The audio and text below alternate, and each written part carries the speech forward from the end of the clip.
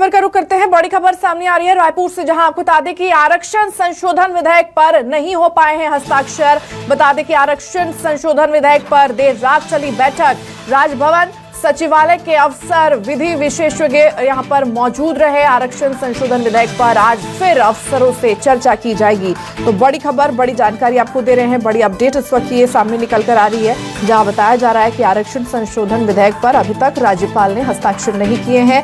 देर रात तक यहां पर इस विषय को लेकर के बैठक चली, राय मशवरा किया गया। राजभवन सचिवालय के अफसर, विधि विशेषज्ञ यहां पर मौजूद रहे। बताया जा रहा है आरक्षण संशोधन विधेयक पर आज फिर से अफसरों के साथ यहां पर चर्चा की जाएगी। तो बड़ी खबर, बड़ी जानकारी आपको दे रहे हैं। बड़ी अपडेट इस वक्त की टीवी स्क्रीन पर आपके सामने।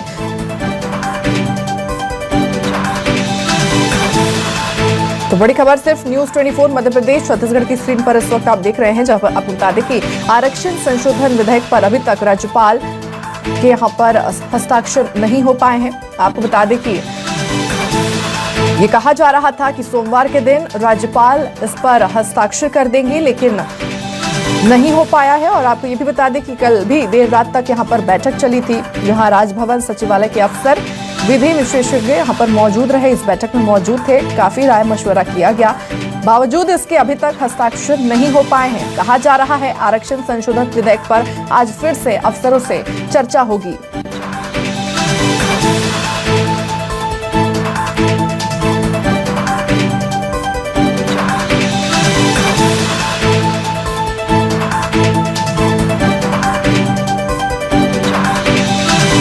तो इस वक्त की बड़ी जानकारी देखिए आपको दे रहे हैं आपकी टीवी स्क्रीन पर। आप बता दें कि विधानसभा के विशेष सत्र में राज्य सरकार ने आरक्षण संशोधन विधेयक पेश कर दिया है।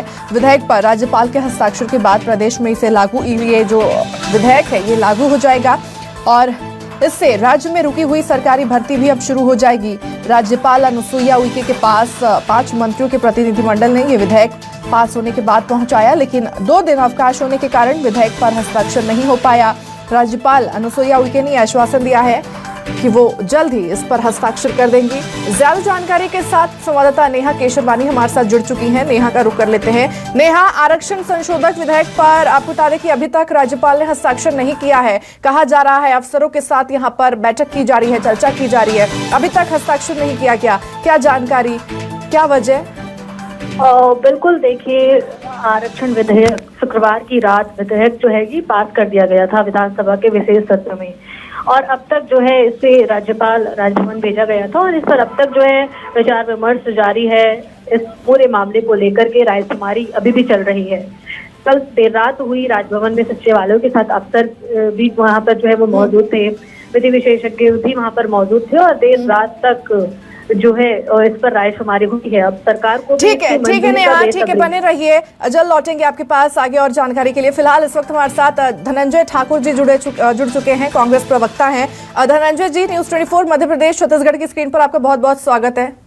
नमस्कार जी। देखिए, कहा जा रहा है हालांकि शुक्रवार के दिन ही ये विधेयक पास हो चुका था और ये भी कहा जा रहा है 5 मंत्रियों के प्रतिनिधिमंडल ने विधेयक पास होने के बाद इसे राज्यपाल के पास पहुंचाया। आश्वासन दिया गया उनकी तरफ से कि वो जल्द हस्ताक्षर कर देंगी। उन्होंने ये कहा था कि सोमवार तक हस्ताक्षर हो जाएगा, लेकिन फिर भी अभी तक चर्चा की जा रही है। वजह क्या सर?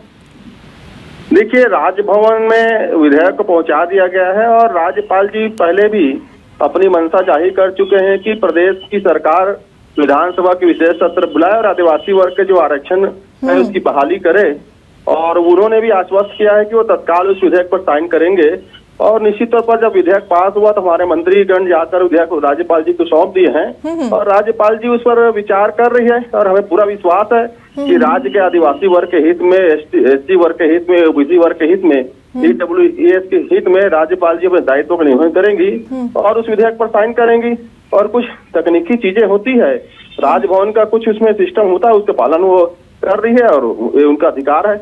जी धनंजय जी, एक और सवाल मेरा आपसे ये है कि ये विधेयक जो है आरक्षण में कितना फायदेमंद यहाँ पर साबित होगा? क्या आपको लगता है पिछले सरकार के मुकाबले आप लोगों ने जो प्रतिशत यहाँ पर बढ़ाए हैं, इसको ये ज्यादा फायदे पहुंचा सकता है वहाँ पर? देखिए, पिछली सरकार ने प्रदेश के जो आरक्षित वर्ग है उनके अधिकारों का हनन करने का काम किया था। आदिवासी वर्ग को 32% आरक्षण तो दिया गया, लेकिन उनके जो आधार है उनको न्यायालय में नहीं रखा गया जब मामला न्यायालय में गया। और उसके साथ आप देखेंगे जब आदिवासी वर्ग को 32% आरक्षण का अधिकार पूर्ववर्ती सरकार ने दिया तो उनके आरएसएस से जुड़े लोग लगभग 35 लोगों ने जाकर न्यायालय में याचिका लगाया और इस विधेयक को रोकने, इस आरक्षण को रोकने का षड्यंत्र किया था। और प्रदेश की भूपेश बघेल की सरकार ने सभी वर्गों को उनका अधिकार दिया है। तो स्वाभाविक सी बात है, एक राज्य सरकार जब अपने हित में, जनता के हित में काम करती है तो उसका लाभ उस सरकार के संगठन के को मिलता है। ठीक है धनंजय जी, बने रहिए, आपके पास भी लौटूंगी। फिलहाल इस वक्त हमारे साथ अनुराग अग्रवाल जी भी जुड़ चुके हैं, बीजेपी सह प्रभारी हैं, उनका भी एक बार रुक कर लेते हैं, उनसे भी एक बार सवाल ले लेते हैं। अनुराग जी देखिए, कहा जा रहा है कि अभी तक 2 दिन का समय देने के बाद अभी तक राज्यपाल ने इस पर हस्ताक्षर नहीं किया है, इस विधेयक पर हस्ताक्षर नहीं किया है। आपकी पार्टी की तरफ से लगातार ये कहा जा रहा है कि अभी भी राज्यपाल जो है इसको लेकर के सोच विचार कर रही है, अफसरों से चर्चा कर रही है, यानी आगे जाकर ये कैंसिल भी हो सकता है। कितनी सच्चाई इन बातों में? कितनी हास्यास्पद बात है ना कि कांग्रेस संवैधानिक संस्थाओं पे प्रश्न उठाने लगी है। वैसे ये इनके डीएनए में है, क्योंकि जब हाई कोर्ट ने इंदिरा गांधी जी का निर्वाचन रद्द किया था तो आजाद भारत को 2 साल गुलामी के गर्त में धकेलने वाले यही कांग्रेसी थे। तब इनका संवैधानिक संस्थाओं पे भरोसा हो ही नहीं सकता। राज्यपाल जैसे संवैधानिक पद पर ये सवाल उठा रहे हैं तो ये लोकतंत्र पे क्या भरोसा करेंगे? सबसे पहली बात इसी पे आती है। दूसरी बात, राज्य के अधिकारी जनता के हक के पैसे, चाहे वो प्रधानमंत्री आवास के लिए आए, जल जीवन के लिए, जिसके लिए उसके लिए उन्होंने भ्रष्टाचार किया, उसके लिए केंद्रीय एजेंसी उस पर छापे मारती है, उसके खिलाफ कार्रवाई करती है, गिरफ्तारी करती है। ये सरकार उस पर कार्रवाई करने के बजाय उनके समर्थन में खड़े हो जाते हैं। ये साफ बताता है कि ये कहीं ना कहीं भ्रष्टाचारियों के साथ है। मतलब चाहे केंद्रीय एजेंसी हो, संवैधानिक संस्था, चाहे राज्यपाल, आपने जी, शायद अनुराग जी से हमारा संपर्क टूट गया है, दोबारा जुड़ने की कोशिश करेंगे। इस बीच धनंजय जी से एक और सवाल ले लेते हैं। धनंजय जी देखिए, कहा जा रहा है ये जो विधेयक है ये आप लोग उस समय इसको पास किए हैं, ये पारित किया गया है जब भानु प्रतापपुर में चुनाव था, उपचुनाव था, उस दौरान इससे पास किया गया है। क्या लगता है कहीं ना कहीं आपको, आपकी पार्टी को फायदा पहुंचाएगा? देखिए, मैंने पहले कहा ना, पूर्व की रमन सरकार जो आरएसएस के एजेंडे पे काम कर रही थी कि आरक्षित वर्ग को आरक्षण से वंचित करना है, और उसके लिए उन्होंने जो षड्यंत्र रचा था कि एसटी और एससी वर्गों के बीच में मतभेद उत्पन्न करा दिया गया और न्यायालय में बात को नहीं रखा था। क्योंकि पूरे देश में ना भारतीय जनता पार्टी और आरएसएस का डीएनए है कि दलित शोषित वर्गों को अगर उसका लाभ मिलता है उसका विरोध करना, ये आरएसएस के प्रमुख एजेंडा में है। तो स्वाभाविक सी बात है, उस एजेंडे पे रमन सरकार ने काम किया था। हमारी सरकार एक आरक्षित वर्ग को जो उनका लाभ मिलना चाहिए, चाहे वो आदिवासी वर्ग हो, ओबीसी वर्ग हो, एससी वर्ग हो या ईडब्ल्यूएस के लोग हों, उसको उसे कानूनी अधिकार दे रही है। तो भारतीय जनता पार्टी के नेताओं को तकलीफ हो रहा है। जिस प्रकार से भाजपा के प्रवक्ता बात कर रहे थे, ये बोलने की स्थिति में नहीं है। ठीक है धनंजय जी, लौटेंगे आपके पास भी। फिलहाल इस वक्त हमारे साथ अनुराग अग्रवाल जी फिर से जुड़ चुके हैं, एक बार अनुराग जी का भी रुक कर लेते हैं। अनुराग जी देखिए, कहा जा रहा है, आपकी पार्टी की तरफ से लगातार कहा जा रहा है कि ये विधेयक जो है उस समय पारित किया गया है जब भानु प्रतापपुर में उपचुनाव है, उस समय इसे पारित करके जब आप लोग की सरकार ने इसे 58% यहाँ पर आरक्षण दिया था, उस समय 76% यहाँ पर आरक्षण दे करके इसे पारित किया गया है। कहीं ना कहीं ये अपने फायदे के लिए, कांग्रेस वालों ने अपने फायदे के लिए इसे पारित किया है। कितनी सच्चाई इन बातों में? इसमें गलत क्या है? क्या आप बताइए ना, भानुपुर प्रतापपुर का अगर उपचुनाव नहीं होता तो ये इतने आनंद फानन में इस विधेयक को लेके आते क्या? और उसके बाद भी जनता ने इनके ऊपर भरोसा नहीं किया, तभी तो सर्व आदिवासी समाज का प्रत्याशी विधानसभा में प्रस्ताव पारित होने के बावजूद भी चुनाव में खड़े रहा। एक बात आप समझिएगा, कितने व्यवस्थित तरीके से कांग्रेस छत्तीसगढ़ में वर्ग संघर्ष पैदा कर रही है। सबसे पहले सरकार बनने के कुछ समय बाद भूपेश बघेल जी 27% ओबीसी का आरक्षण देते हैं। ओबीसी का आरक्षण का स्टे किससे लेते हैं? एक ब्राह्मण व्यक्ति से उसका आरक्षण का स्टे ले लेते हैं, उसको राज्य मंत्री का दर्जा दे देते हैं। फिर दूसरी तरफ जो एसटी का आरक्षण भारतीय जनता पार्टी के शासनकाल में 5 सालों से चल रहा था, 2012 से चल रहा था, उसके लिए एससी वर्ग के व्यक्ति को खड़ा करके उस आरक्षण पे स्टे लेते हैं और उसे कैबिनेट मंत्री का दर्जा दे देते हैं। ये वर्ग संघर्ष की जो स्थिति है ना, ये कांग्रेस के डीएनए में है, खून में है। ये देश में बांटो और राज करो की नीति ये हमेशा से अपना रहे हैं, आज तक ये उसी का पालन कर रहे हैं। दूसरी बात, हाई कोर्ट में जो मामला अटका हुआ था, हाई कोर्ट ने जब आदेश निरस्त किया था तब हाई कोर्ट ने क्या कहा था कि किस आधार पे आपने ये आरक्षण दिया है। ये आधार क्वांटिफाइबल डाटा आयोग की जो रिपोर्ट है, ये भी आनंद फानंद में ये 2 दिन पहले मंगाए और सदन में उस आयोग की रिपोर्ट को रखे नहीं है। तो फिर ये मामला आगे जाके कहीं ना कहीं फंसेगा। जनता तो इंतजार कर रही है कि फिर किसी व्यक्ति को खड़ा करके ये इस पे स्टे लेंगे और उसको राज्य मंत्री का दर्जा दे देंगे या कैबिनेट का दर्जा दे देंगे।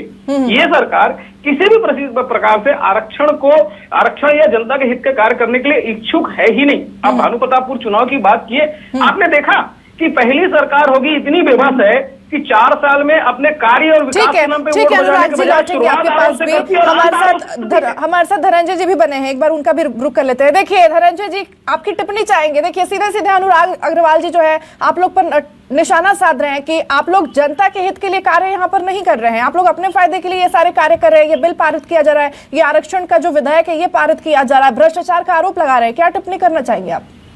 देखिए, आरएसएस और भाजपा पूंजीपतियों की चौकीदार है। ये सिर्फ पूंजीपतियों के हित की बात करते हैं, इसीलिए इनको पीड़ा हो रही है।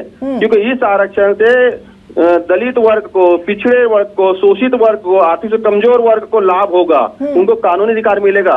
और आरएसएस इन सब वर्गों का विरोधी है, भारतीय जनता पार्टी इन सब के विरोध में ही काम करती है। तो इनको तो पीड़ा होगा ना, क्योंकि राज्य का एक दबे कुचला व्यक्ति अगर शीर्ष पर जाएगा तो ये अडानी के समर्थकों को, पूंजीपति के जयकारा लगाने वालों को पीड़ा होगी नहीं होगी। और आरएसएस का तो खुला एजेंडा है कि दलितों का विरोध करना, दबे कुचले का विरोध करना, आदिवासियों का विरोध करना, पिछड़ों का विरोध करना आरएसएस का प्रमुख एजेंडा है। उस पर ही भारतीय जनता पार्टी काम कर रही है। ठीक है धनंजय जी, अब देखना होगा आप लोगों ने जब ये आरक्षण विधेयक पारित कर दिया है तो अब इससे जनता को कितना लाभ होता है ये देखना काफी दिलचस्प होगा।